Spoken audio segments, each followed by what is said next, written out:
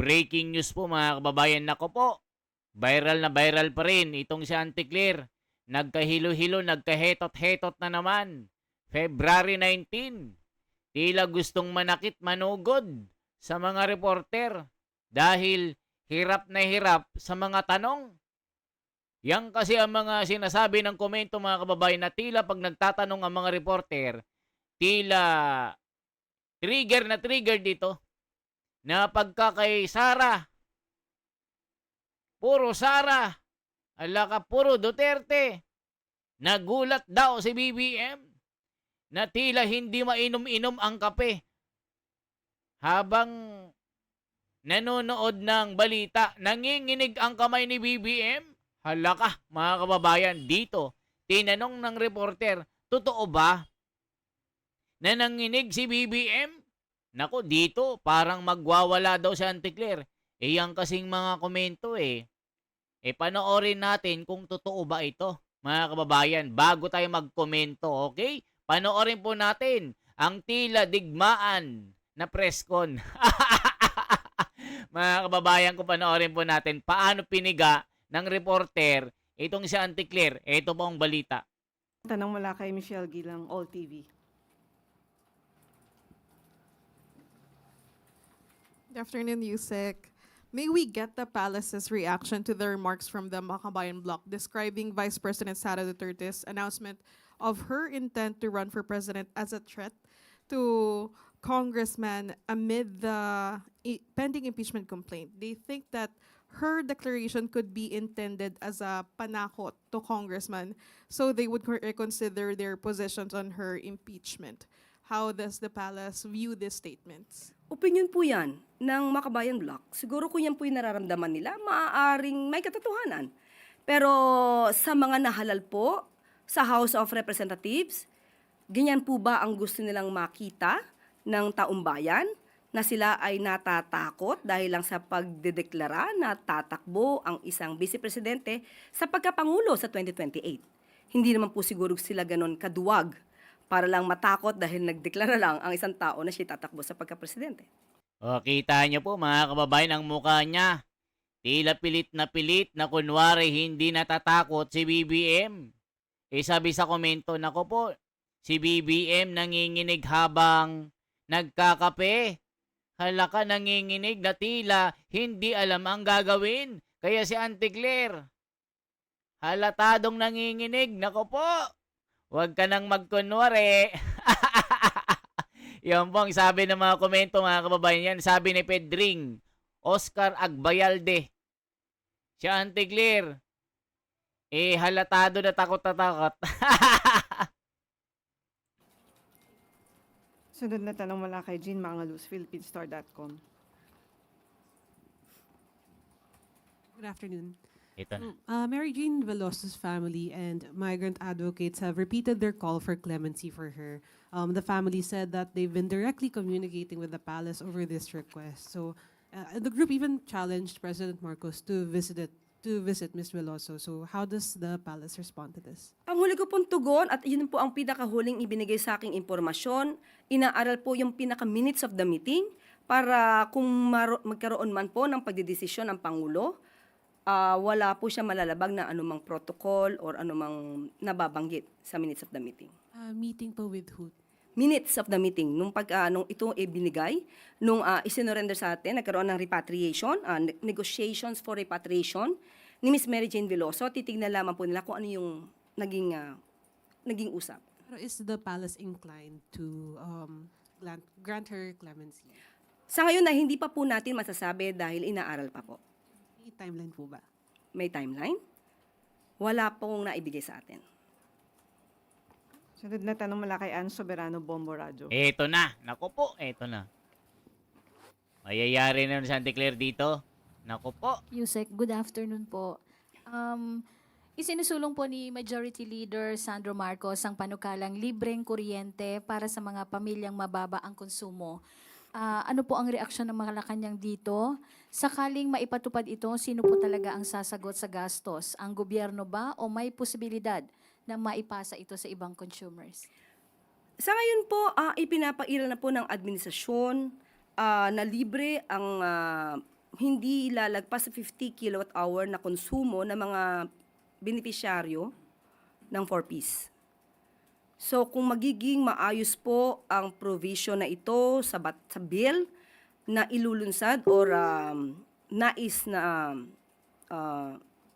Mga kababayan, alam nyo ba yung bill ni Marcoleta? Parang inaagaw ni Sandro.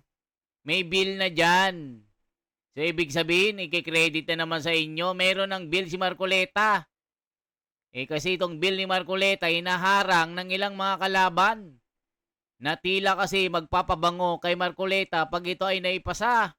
Mga kababayan ko, so itong ginagawa ni Sandro, sinabi na ni Marcoleta yan.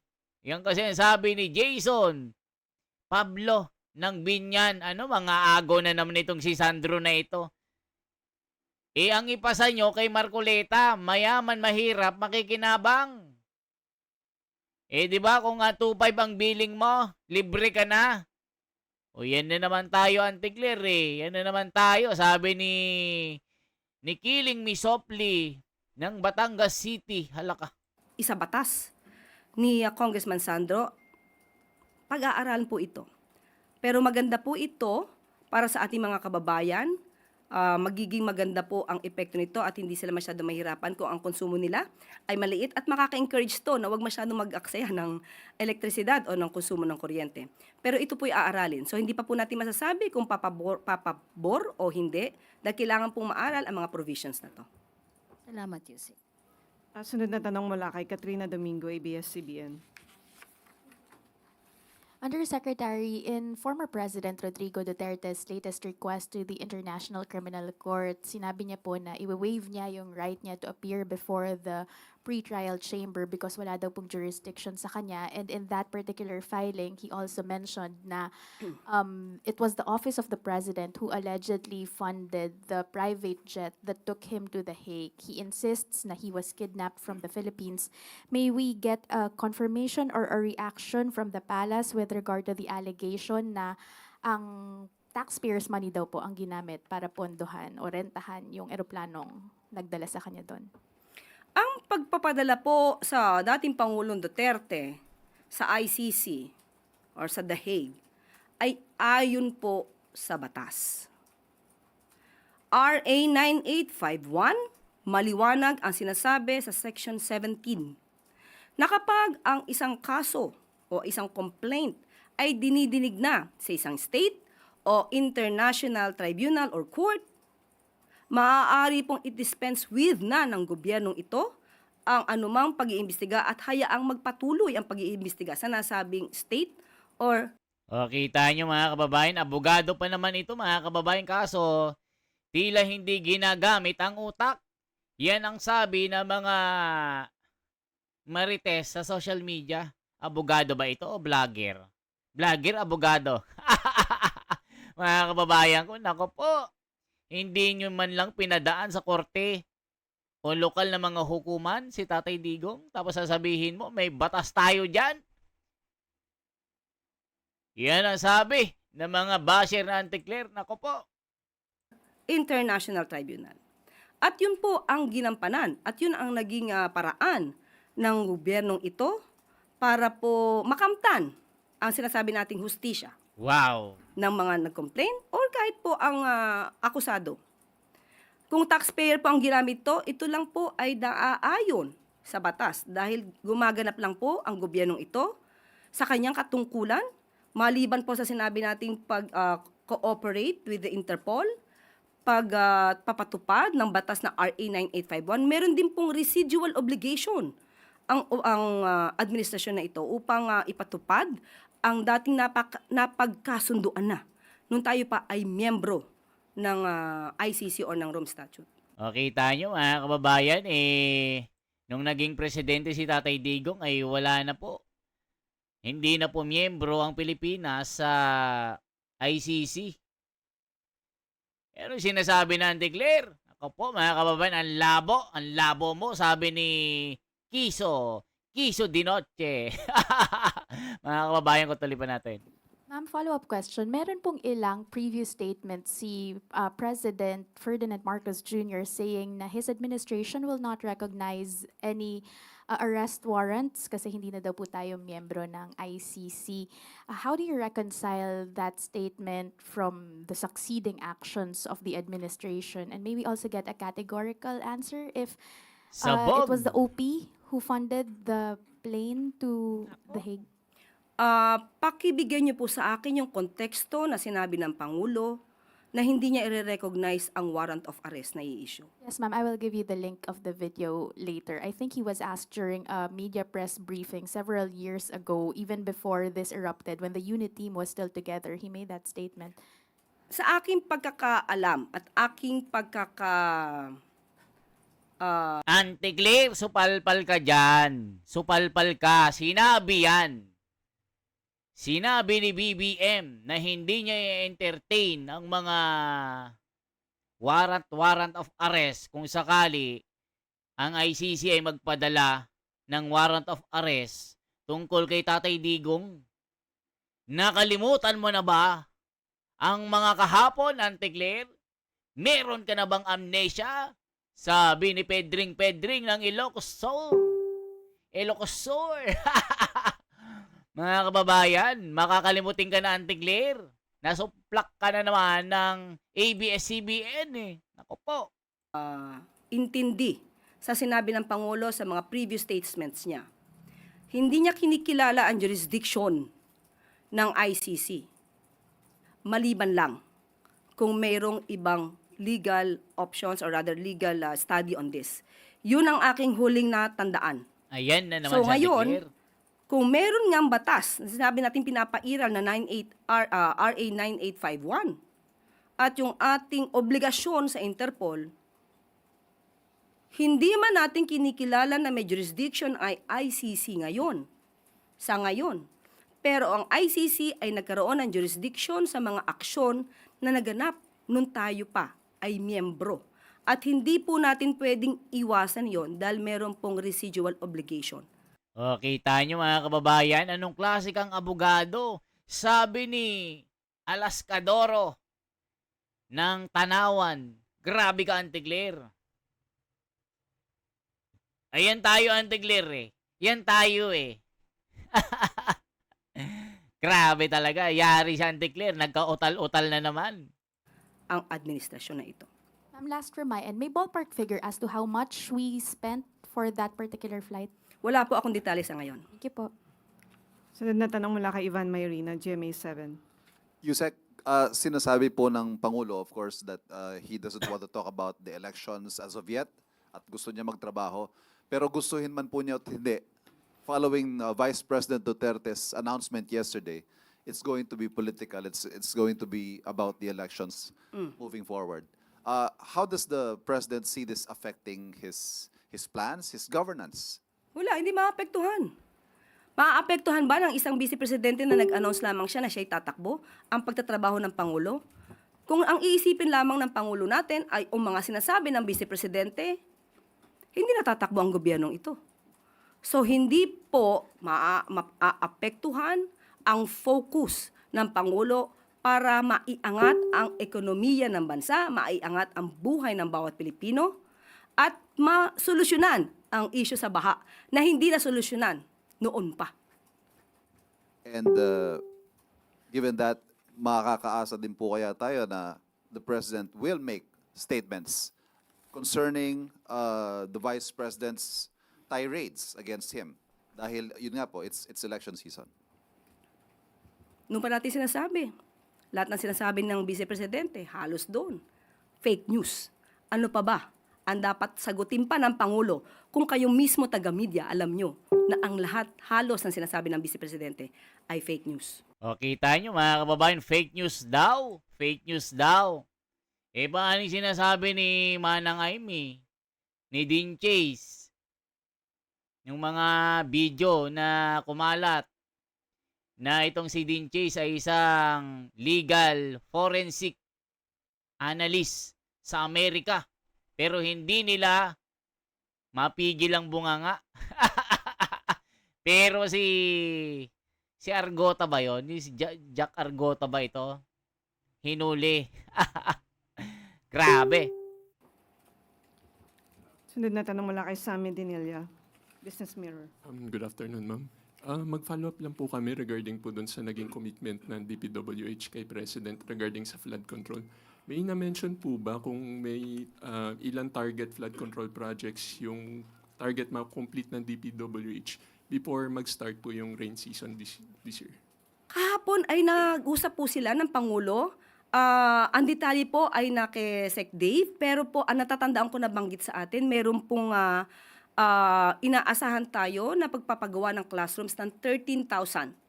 Yun po ang isa na banggit. At of course, patuloy pa rin po ang ayusin ang mga hindi natapos na mga Mga kababayan, yung inanunsyo ni 22 lang po na classroom.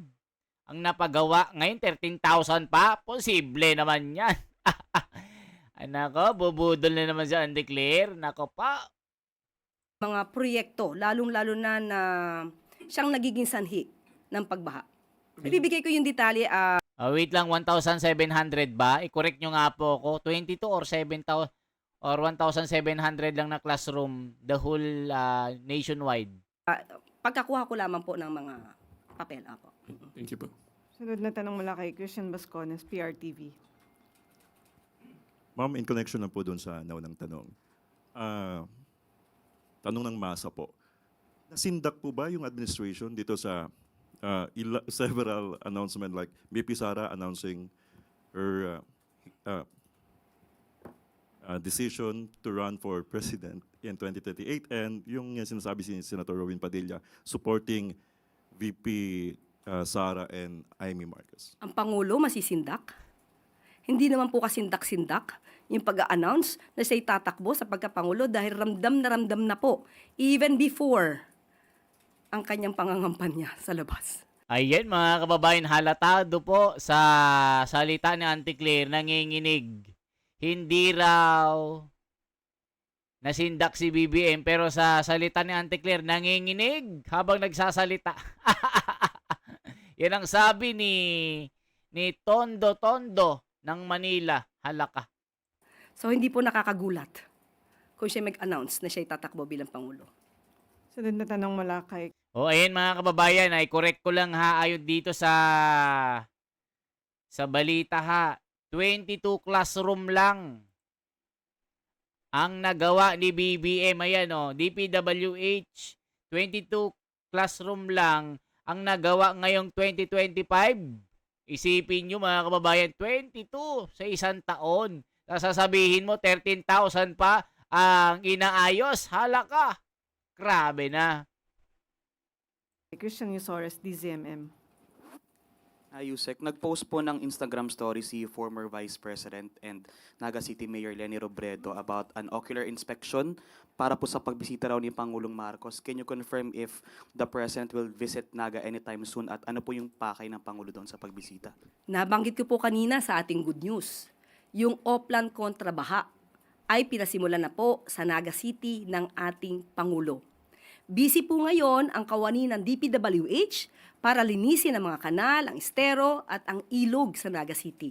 Yan po ang bibisitahin ng ating Pangulo at totoo po, nabibisita po siya at makakasama niya po ang Mayor Leni Robredo ng Naga City sa February 21. Sabado. Ayan mga kababayan ko, naglilinis na daw ng mga estero para wala ng baha. Grabe. Ay, nako. Nako mga kababayan. What happened in the Philippines? What happened yesterday is happening today. Mga kababayan, so, ano po ang masasabi ng buong bayan ng sambayan ng Pilipino? Nangatog ba sila? Nangatog ba ang Malacanang? Kita yung sa mukha ng Auntie Claire, nanginginig. Mga kababayan, okay? For transparency, for a better democracy, mabuhay po ito si The Wonders Philippines. Salamat po. Shout out sa inyong lahat mga kababayan, ha? Wait lang, baka may magpa-shoutout kahit isa lang, ito. Watching from Alberta, Canada. Sino ito? Lilian